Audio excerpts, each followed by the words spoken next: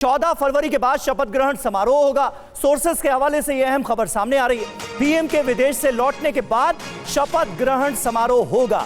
हम सबको यह पता है कि 10 फरवरी से फ्रांस और अमेरिका के दौरे पर जा रहे हैं प्रधानमंत्री मोदी। शपथ ग्रहण समारोह में सभी एनडीए नेताओं को न्योता दिया जाएगा और पीएम के विदेश से लौटने के बाद शपथ ग्रहण होगा। और इसके अलावा बीजेपी के खेमे में गतिविधियां तेज हो चुकी हैं। आज गृह मंत्री अमित शाह और जेपी नड्डा की मुलाकात संभव है। दिल्ली में सरकार गठन पर चर्चा होगी दोनों के बीच। थोड़ी देर बाद गृह मंत्री अमित शाह और बीजेपी अध्यक्ष जेपी नड्डा की बैठक संभव है, ये जानकारी मिल रही है। इसके बाद शाम 5 बजे बीजेपी के अध्यक्ष की एमएलए से मुलाकात होगी और देखिए पहुंच चुके हैं मुलाकात के लिए, ऐसी जानकारी मिल रही है। तो देखिए अमोद राय हमारे साथ जुड़े हुए हैं। अमोद, बैठक बस शुरू होने वाली है अब, जिसमें दिल्ली में क्या कुछ होने वाला है आगे उसकी रणनीति पर चर्चा होगी। जी बिल्कुल, बैठक शुरू हो चुकी है। बैठक शुरू हुए तकरीबन 15 मिनट हो चुका है और इस बैठक में मुख्य तौर पे जो चर्चा हो सकती है कि जो क्षेत्रवार जीते हैं विधायक, उनसे आज शाम में बीजेपी अध्यक्ष जो प्रदेश अध्यक्ष हैं वीरेंद्र सचदेवा वो मिलने वाले हैं। उनके साथ बीएल संतोष और यहाँ के जो प्रभारी हैं विजय पांडा, वो दोनों रहने वाले हैं। उससे पहले एक होमवर्क के तौर पे कि विधायकों से किन किन मुद्दों पे चर्चा हो सकती है। हालांकि ये एक इनफॉर्मल बैठक है, चाय पे कह सकते हैं कि चर्चा के तौर पे उनको बुलाया गया है। लेकिन दिल्ली में सरकार गठन की कवायद जो शुरू होगी वो 15 तारीख के बाद ही होगी।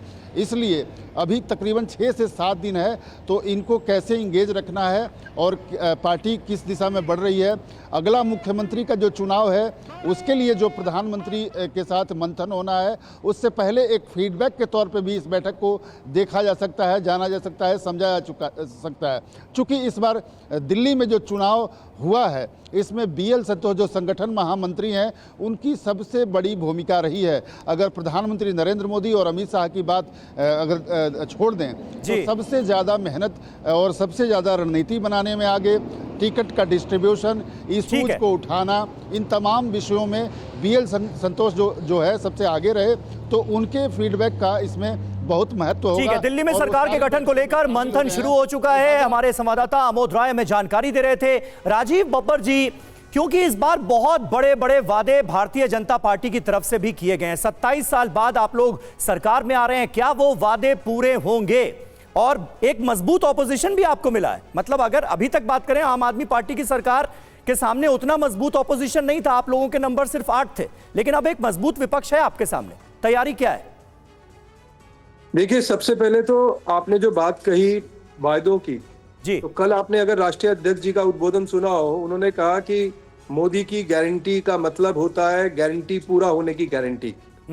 और जो हमने कहा, हमें बहुत सारे लोगों ने कहा कि आपका घोषणा पत्र देर से आ रहा है, आपको इतना समय क्यों लगा। हमने कम से कम दिल्ली के 2.5 लाख लोगों को इन्वॉल्व किया, डिफरेंट एसोसिएशन को इन्वॉल्व किया, एस्पिरेशंस को समझा।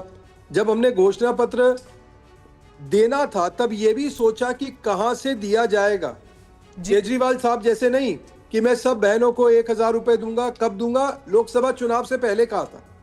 लोकसभा चुनाव बीत गया, भाई साहब सो गए। उसके बाद जैसे ही चुनाव आया, मैंने पास कर दिया 1000 रुपए, लेकिन दूंगा 2100 रुपए।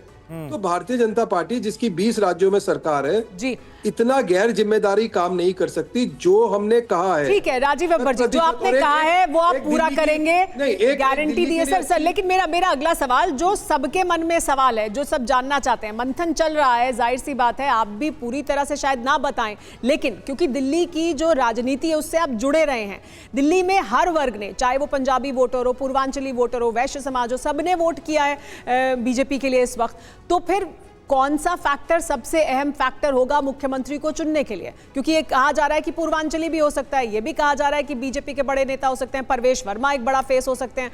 तो कौन सा फैक्टर है जो काम करेगा?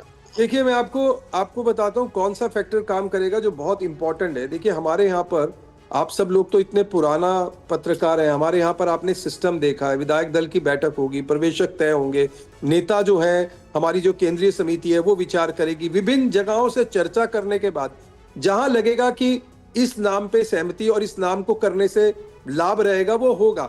लेकिन एक चीज समझिए, भारतीय जनता पार्टी, आप देखिए ये चुनाव सब बोलते रहे, इन्होंने तो पूरी दिल्ली भरी थी ना कि बीजेपी का दूल्हा कौन, और संजय सिंह जी तो बारात निकाल रहे थे दूल्हे के लिए कि बीजेपी का दूल्हा कौन।